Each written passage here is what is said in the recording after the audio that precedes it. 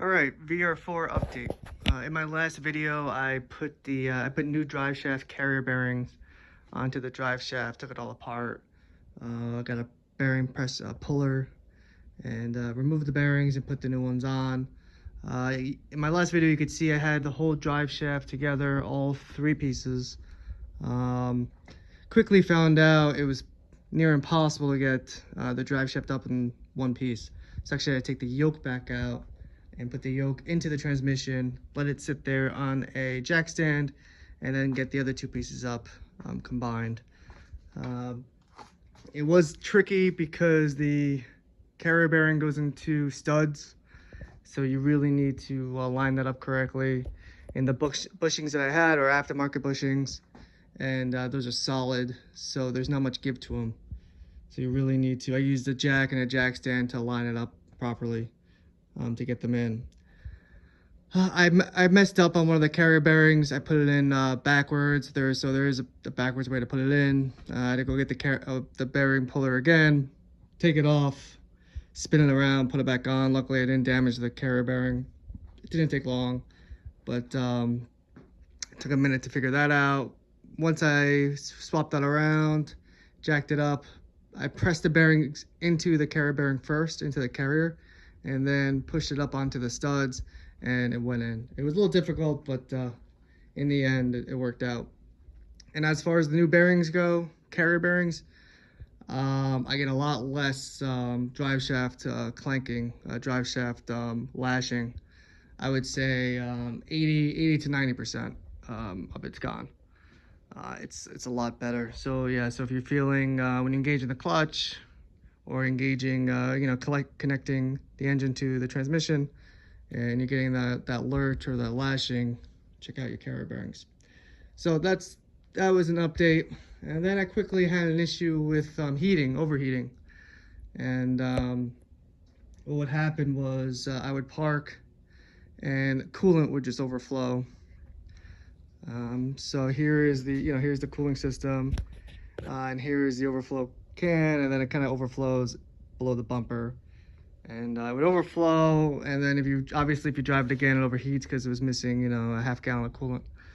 I went ahead and bought an aftermarket cap just to show me the temperature, and this is 0.9 bars, that's stock.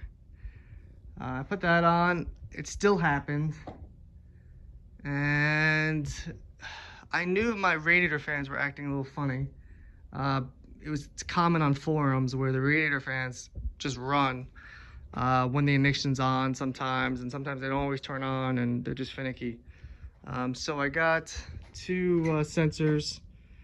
These are the old ones, but the radiator fans, or the radiator, comes with two sensors, temperature switch sensors, a low temp and a high temp. I forget the numbers, but white and black. I changed those out. Just a couple sensors from AutoZone, and now the fans kick on properly. Both fans turn on. I don't know if I've really confirmed the high temp yet, but I mean, I just know the fans turn on when it gets warm. But even though it's like a two temperature setting, I don't know if I've seen high turn on quite yet. But anyway, so that started running again, but it still happened.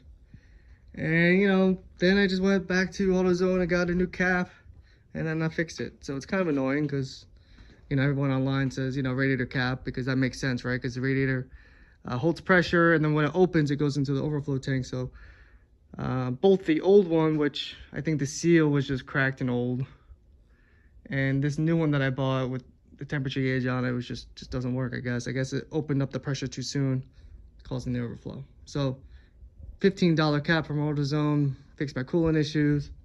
Those two sensors were like 20 or 30 bucks each from AutoZone, and now the fans turn on properly, so that's all squared away. Run into another problem where I don't think I had it before the clutch change. I'm driving, full load, and then all of a sudden at 5 grand, 5,500, the car, it's cutting something. I don't know if it's cutting fuel, I don't know if it's cutting spark, or it's retarding the timing. If there's any knock, I'm not sure. I have a narrow band on this that came with the car, a narrow band gauge, which doesn't read great, but it does read. When it does that, it turns lean. So it sounds like fueling. I don't know if it's a fuel pump. I'm not convinced it's the fuel pump or fueling, just only because it's pretty sudden. It's not it doesn't gradually cut like you would expect from fuel, where the fuel pressure, or there's not enough fuel. It's pretty instantaneous. You're going along, and then all of a sudden at 5500, it just kind of cuts something. Fuel, timing, maybe spark.